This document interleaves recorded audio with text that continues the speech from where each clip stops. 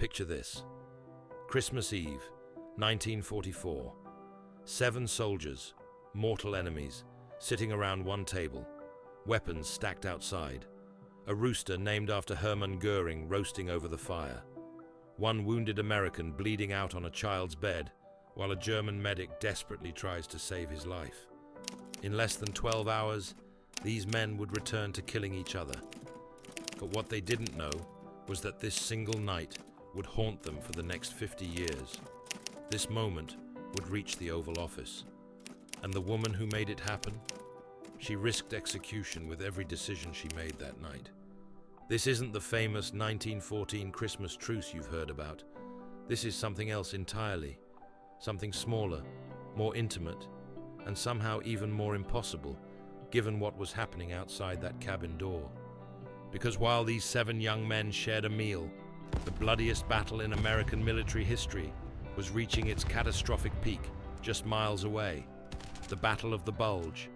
80,000 casualties, sub-zero temperatures, entire units obliterated in minutes. And yet, for one night, in one tiny hunting cabin deep in the Hürtgen Forest, the war simply stopped. How did a German mother convince enemy soldiers to lay down their weapons? What happened when those Americans and Germans locked eyes across that table? And why did it take 51 years for the survivors to find each other again? Let me take you back to December 1944, to a moment so extraordinary that even President Ronald Reagan would tell this story decades later. To a night when a 12-year-old boy named Fritz Vincken watched his mother perform what can only be described as a miracle. But before we get to that impossible Christmas Eve dinner, you need to understand just how desperate things had become. You need to see what these soldiers had been through. You need to feel the terror that gripped young Fritz when he opened that door the first time, and the absolute panic when he opened it the second time. Because what's about to unfold will challenge everything you think you know about war, about enemies, and about what one person can do when they decide that enough is enough. The story starts 9 days earlier, when Hitler launched his last, desperate gamble to change the war. What happened next would set the stage for the most unlikely Christmas miracle in military history. December 16th, 1944, 5:30 a.m. The Germans unleashed their largest counteroffensive in the West, hurling more than 1.5 million men into battle across 85 miles of the Ardennes forest. Operation Watch on the Rhine, Hitler's final roll of the dice. Nobody saw it coming. American intelligence had dismissed the possibility of a major German offensive. The Wehrmacht was finished, they said. The war would be over by Christmas, they said. Allied commanders had stationed their greenest troops and their most exhausted veterans in the Ardennes, treating it like a rest sector. They were catastrophically wrong. The initial German assault shattered American lines in minutes. Artillery thundered through the pre-dawn darkness. Tank battles raged through the snow. The Luftwaffe bombed critical positions. Entire American units found themselves surrounded, cut off, annihilated before they could even establish defensive positions. But here's what makes this even more terrifying. A massive snowstorm erupted just as the battle began. Supplies came to a devastating halt.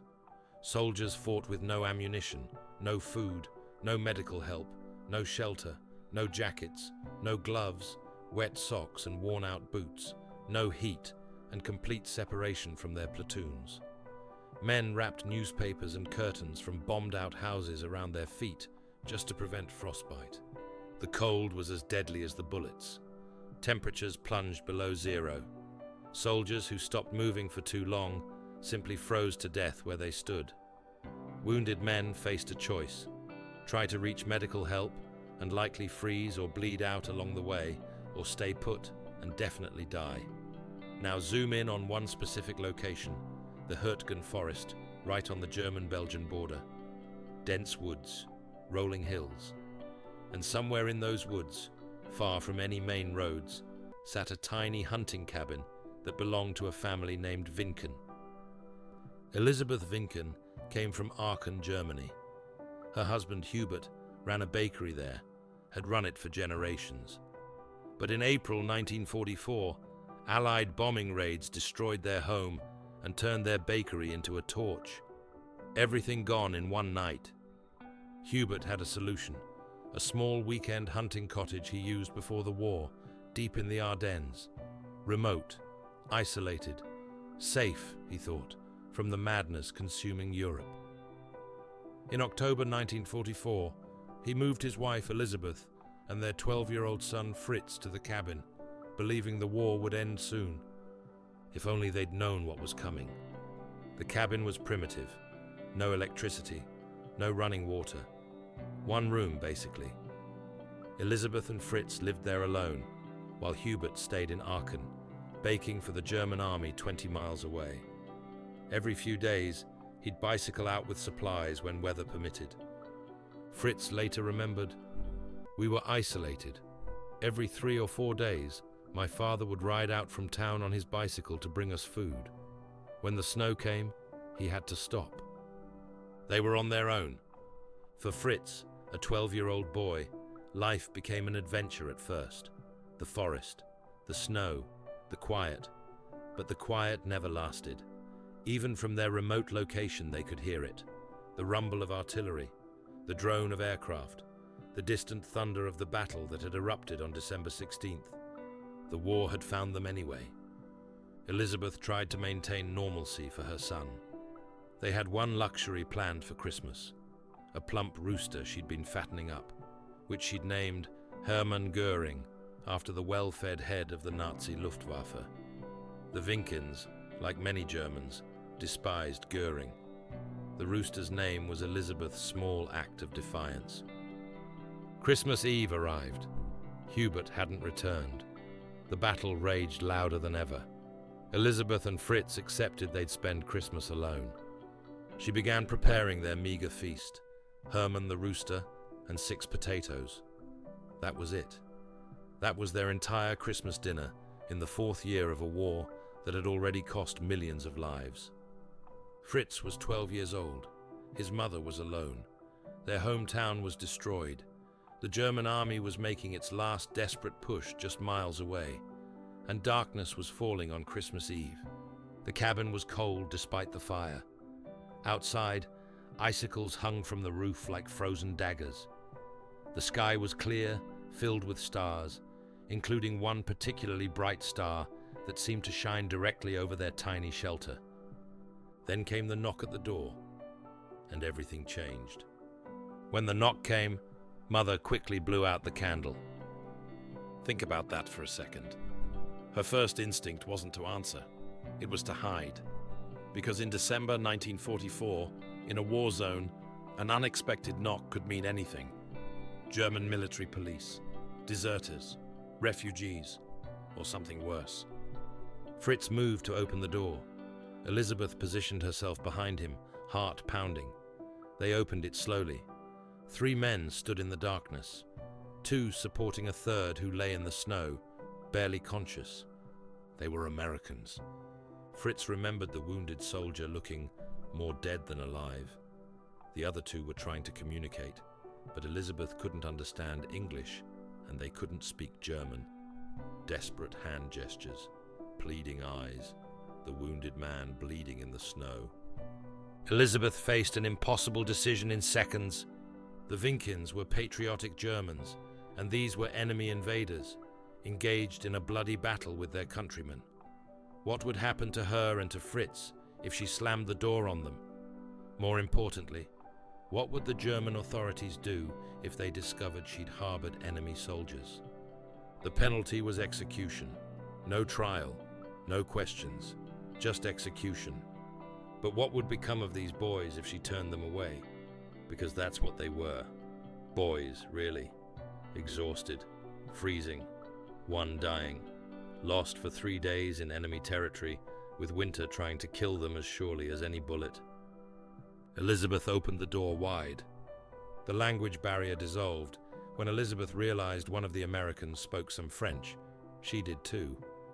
In broken French, the story tumbled out. They'd lost their unit 3 days earlier and had been wandering in snow ever since. Their wounded comrade, they called him Harry, had been shot in the leg and was losing blood fast. Elisabeth's nursing instincts took over immediately. She grabbed Fritz. Fetch the rooster. Get the potatoes. These boys needed food more than she and Fritz did. Then she did something extraordinary. She ripped up her own bed sheets to make bandages. The wounded American, Harry, collapsed onto Fritz's bed. His two friends, Jim and Robin, they said their names were, tried to help, but they were nearly as exhausted. 3 days of running, hiding, navigating enemy territory with a wounded man. 3 days of no food, no sleep, certain death lurking around every tree. They'd made it to this cabin through sheer luck, or divine intervention. Call it what you want. The cabin warmed. The rooster began to cook. The smell of food filled the small space for the first time in days. Elisabeth worked on Harry's leg with the makeshift bandages, trying to stop the bleeding. The other Americans helped with the cooking. For a moment, it almost felt normal. A mother and son helping strangers. A Christmas Eve meal being prepared. Then came the second knock. Fritz heard it first. He figured it was more Americans. Maybe Harry's unit had found them. He started toward the door. Elisabeth's blood ran cold. That knock sounded different, more authoritative, more military. Fritz opened the door. Yes, Germans. I was almost paralyzed with fear, for though I was a child, I knew that harsh law of war. Anyone giving aid and comfort to the enemy would be shot. 4 German soldiers stood outside, a corporal and 3 privates, armed, cold, lost, like the Americans, and very, very surprised to see a 12-year-old boy open the door. This is the moment where everything could have gone catastrophically wrong. Elisabeth knew it. She pushed past Fritz before he could say anything, before the German soldiers could look inside and see the Americans, before weapons came up and this Christmas Eve turned into a bloodbath. She stepped outside and closed the door behind her. Fröhliche Weihnachten, she said. Merry Christmas. The Germans, confused but polite, returned the greeting. The corporal explained their situation. Lost from their regiment, desperately cold, afraid they'd freeze to death if they stayed outside all night. Could they possibly shelter here? Of course you can, Elisabeth replied. You can also have a fine, warm meal and eat till the pot is empty. The corporal smiled. The smell of cooking chicken was already reaching them. But Elisabeth wasn't finished. Her voice changed, became harder, more commanding. But we have 3 other guests, whom you may not consider friends. The corporal's expression shifted instantly. Americans? This is it, the moment of truth. Inside that cabin, 3 Americans were trapped. Outside, 4 armed German soldiers were seconds away from what could be combat, and standing between them was a German mother with nothing but her voice and her will. Elisabeth looked each German soldier in the frost-stiffened face and said, "Listen, you could be my sons, and so could those inside. A boy with a gunshot wound, fighting for his life, and his 2 friends, lost like you, and just as hungry and exhausted as you are. This one night, this Christmas night, let us forget about killing." The forest went silent. Even the distant artillery seemed to pause. 4 German soldiers stared at a middle-aged woman who had just asked them to do the impossible. Then Elisabeth made it an order. She clapped her hands. "Leave your weapons outside if you want to come in." What happened next defied every rule of war. The German corporal stared at Elisabeth. The seconds stretched into eternity. Inside the cabin, the Americans heard voices in German. They couldn't understand the words, but they understood the tone. They grabbed for weapons that weren't there. Elisabeth had already collected them. They were trapped, wounded, exhausted, about to be discovered by German soldiers. Jim and Robin positioned themselves near the bed where Harry lay unconscious. If this was going to be their last stand, they'd make it count. But with what? Bare hands against rifles. Outside, the corporal stared at Elisabeth stoically. She decided it was time to break the dangerous silence. She pointed at the shed beside the cabin. Weapons, there, all of them. One of the German privates looked at the corporal, questioning. They were being asked to disarm in enemy territory, in the middle of the largest battle of the war, by a woman they'd just met. It was insane, but the corporal was thinking.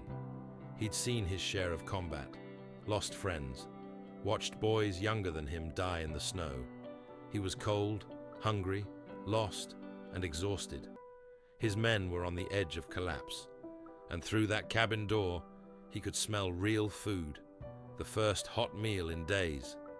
He nodded once, started unbuckling his rifle. His men followed suit, 4 weapons stacked in the shed. Then the corporal turned to Elisabeth with a question in his eyes. "What about the Americans?" She understood, nodded. "Wait here." Elisabeth went inside, closing the door behind her. The Americans tensed. She explained in broken French what was happening. 4 German soldiers, outside, hungry and lost like them. She'd taken their weapons. Now she needed the Americans' weapons too. Jim and Robin exchanged looks. This was crazy. Give up their weapons? To a German woman? With German soldiers right outside? But what choice did they have? They'd already given up their tactical advantage the moment they'd collapsed at this cabin's doorstep. And this woman? She'd fed them, bandaged Harry, treated them like sons rather than enemies. They handed over their rifles. Elisabeth collected them and added them to the shed. Then she opened the door and invited the Germans inside. When the Germans came in, the feelings were awkward. That's putting it mildly. 4 German soldiers, 3 American soldiers, 1 12-year-old boy, 1 woman, in a 1-room cabin barely big enough for half that many people. And outside those walls, their comrades were killing each other by the thousands. The tension was so thick you could cut it with a knife. Germans on one side, Americans on the other.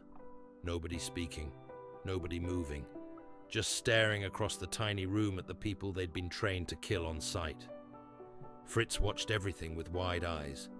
This was insane. This was suicide. This was...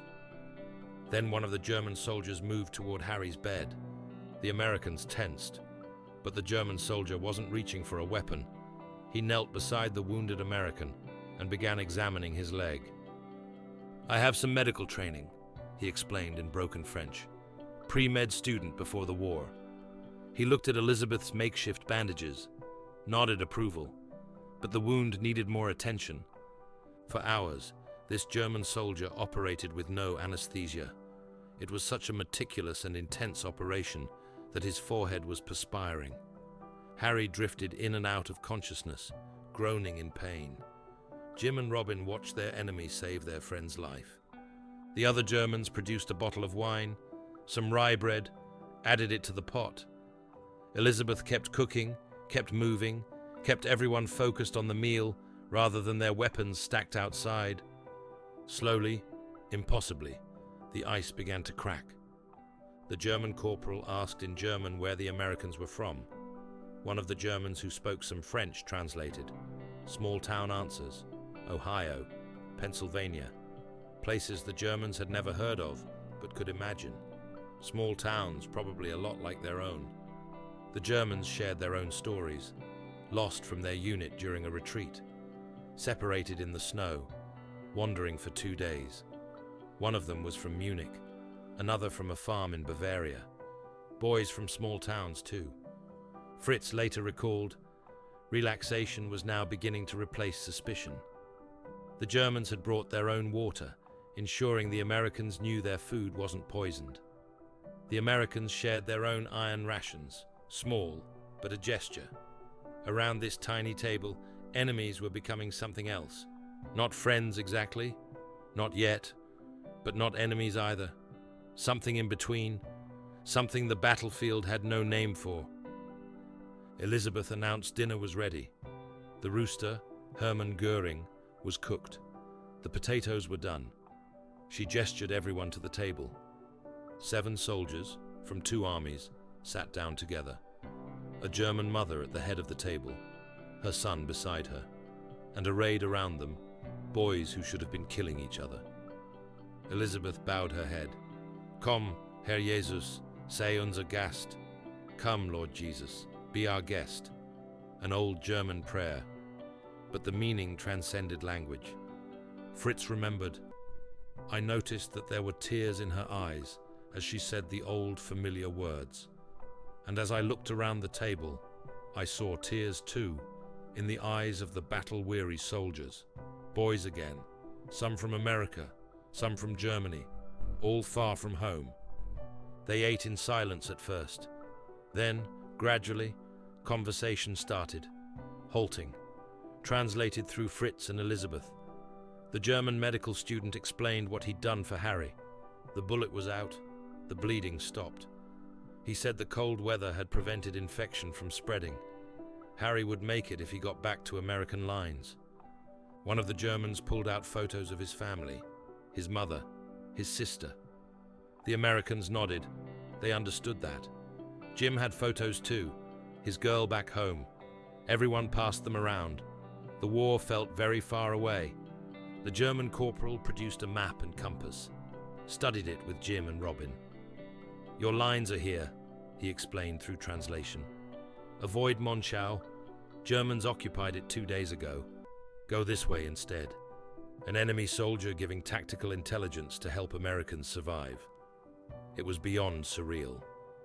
As the night deepened, the conversation turned philosophical. Why were they fighting? What were they fighting for? None of them could really say anymore. Orders, duty, survival. But why? The big picture made no sense when you were starving and freezing and just trying to stay alive. Just before midnight, Elisabeth went to the doorstep and asked everyone to join her, to look up at the Star of Bethlehem. They filed outside into the freezing night. 7 soldiers, 1 woman, 1 boy, all looking up at the same star. For all of us during that moment of silence, looking at the brightest star in the heavens, the war was a distant, almost forgotten thing. For exactly 1 night, Christmas 1944, a tiny pocket of peace existed in the middle of the bloodiest battle in American history. But morning was coming, and with it, the return to war. Christmas morning arrived cold and clear. Inside the cabin, 7 soldiers woke slowly. For a moment, just a moment, some of them forgot where they were, forgot about the war. Then reality crashed back. Harry was alive, which was itself a miracle. The German medic checked his bandages again. The wound looked stable. He'd need proper medical attention soon, but he'd survived the journey back to American lines.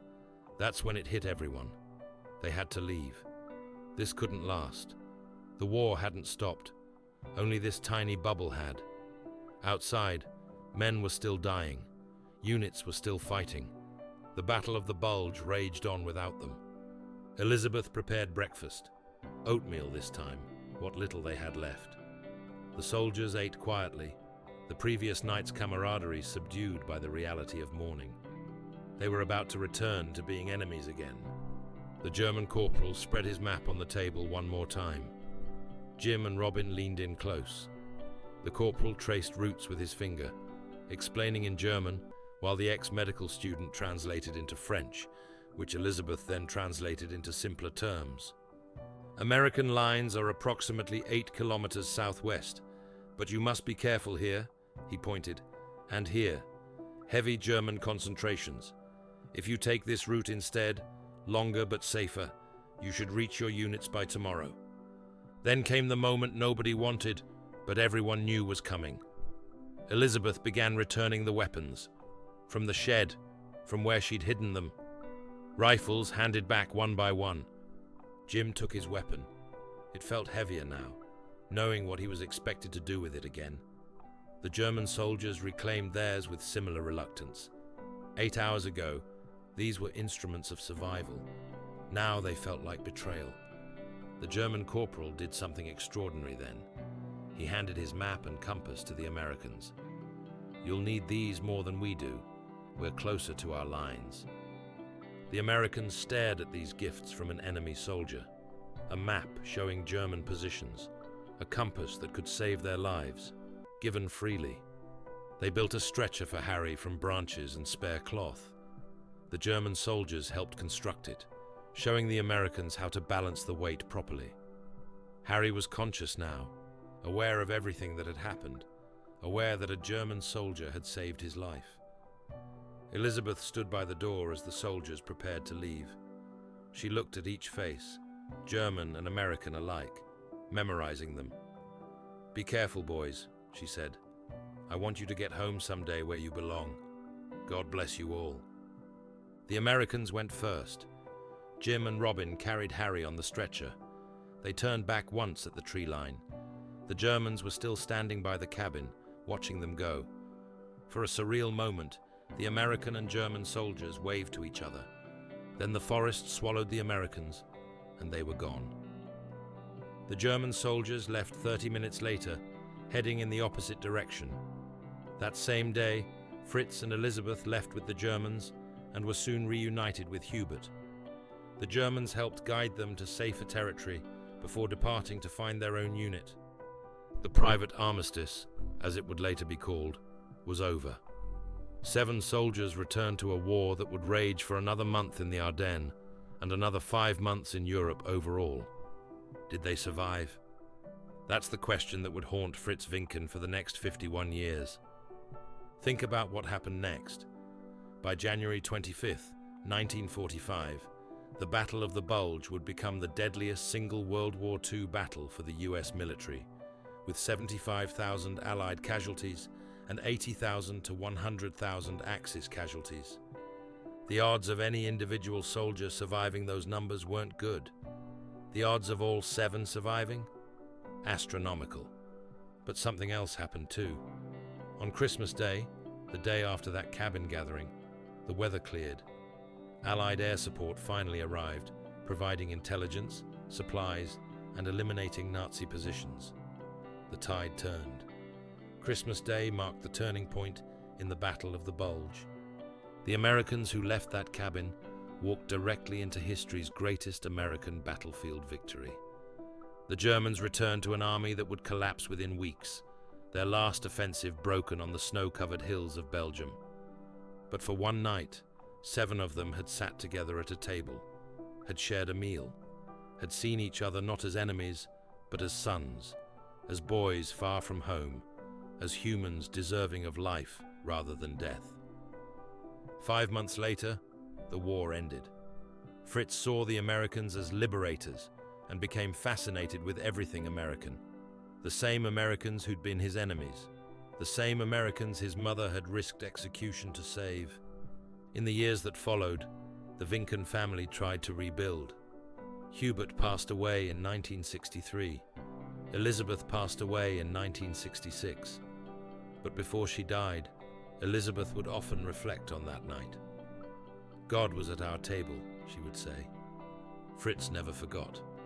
As he grew up, got married, and eventually immigrated to Hawaii in 1959, that Christmas Eve remained the defining moment of his life.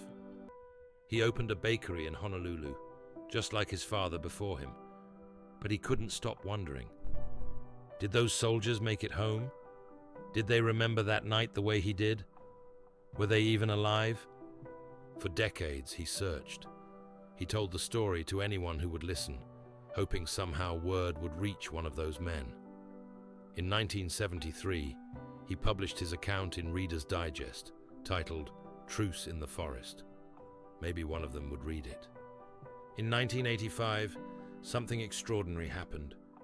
President Ronald Reagan referenced Fritz's story in a speech about German-American reconciliation.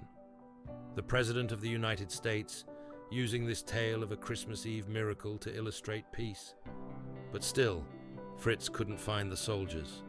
Then, in 1995, everything changed. Fritz appeared on Unsolved Mysteries, the popular TV show that helped reunite people. He told his story one more time, hoping against hope. This time, someone was watching.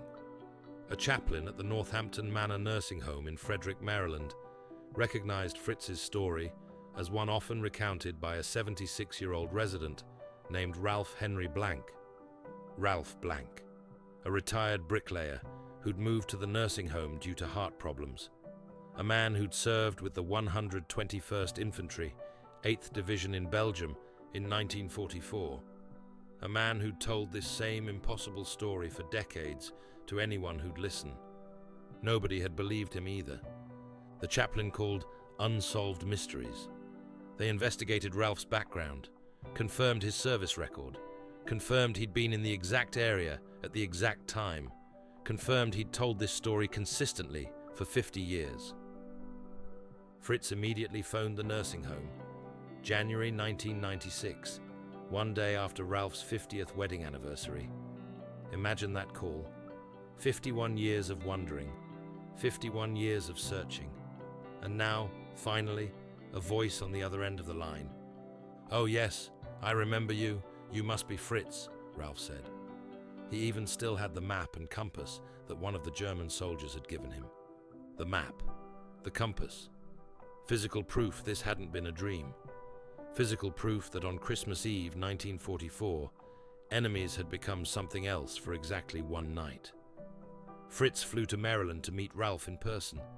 When they saw each other, 51 years melted away. Ralph looked at Fritz and said the words that would define both their lives. "Your mother saved my life."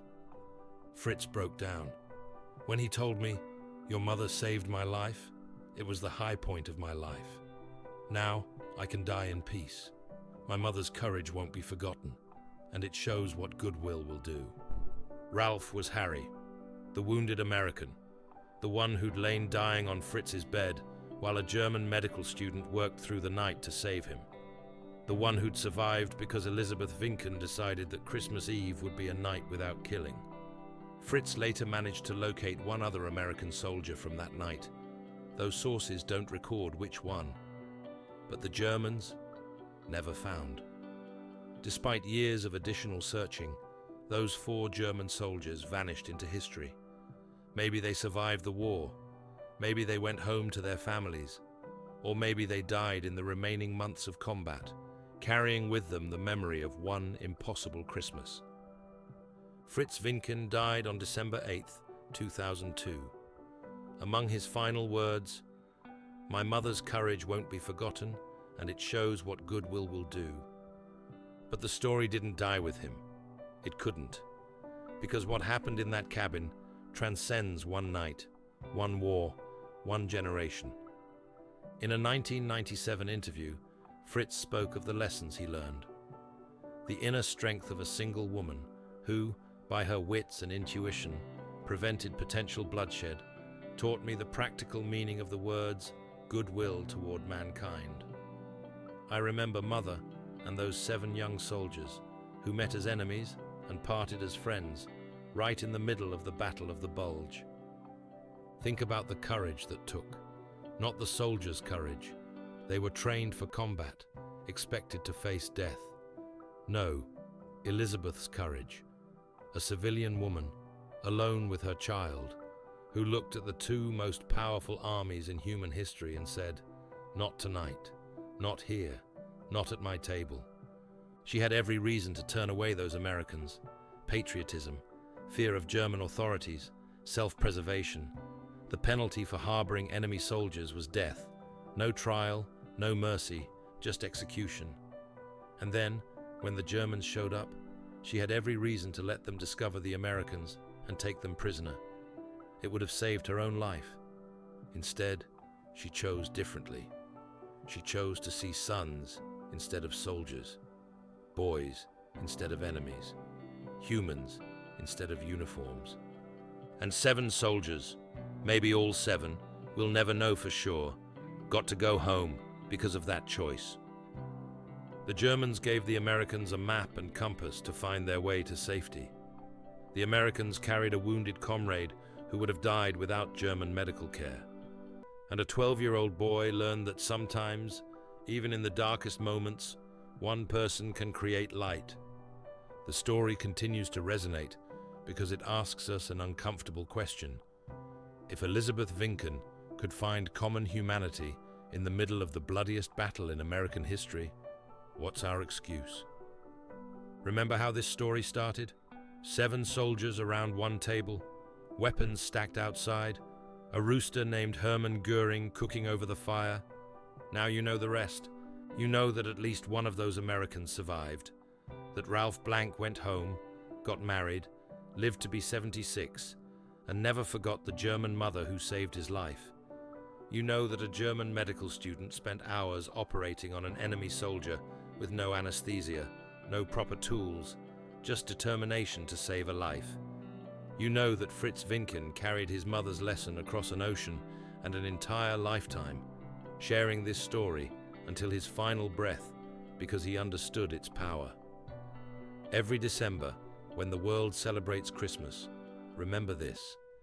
In 1944, in the middle of humanity's worst war, 7 enemies chose peace. For exactly one night, the war stopped. Not because of generals or politicians or treaties, because of one woman who decided that Christmas Eve meant something more important than nations or armies or flags. Elisabeth's words to those German soldiers echo across 80 years. This one night, this Christmas night, let us forget about killing. She couldn't stop the war. She couldn't end the Battle of the Bulge. She couldn't save the 160,000 men who would become casualties in the Ardennes. But she saved 7, and that was enough. Next time you hear about the famous 1914 Christmas truce, remember there was another one. Smaller, more intimate, just as impossible, and maybe more important, because it shows that even in humanity's darkest hour, even when surrounded by death, even when everything pushes us toward hatred, we can still choose differently. We can still choose to see the human across from us. If you want to hear more stories like this, moments where individuals changed history through simple acts of courage, make sure to subscribe, because World War II is filled with these moments. They're just waiting to be told. And if this story moved you, share it. Elisabeth Vincken's courage deserves to be remembered. Those 7 soldiers deserve to be remembered, because their story isn't just about war. It's about what happens when we decide that being human matters more than being enemies.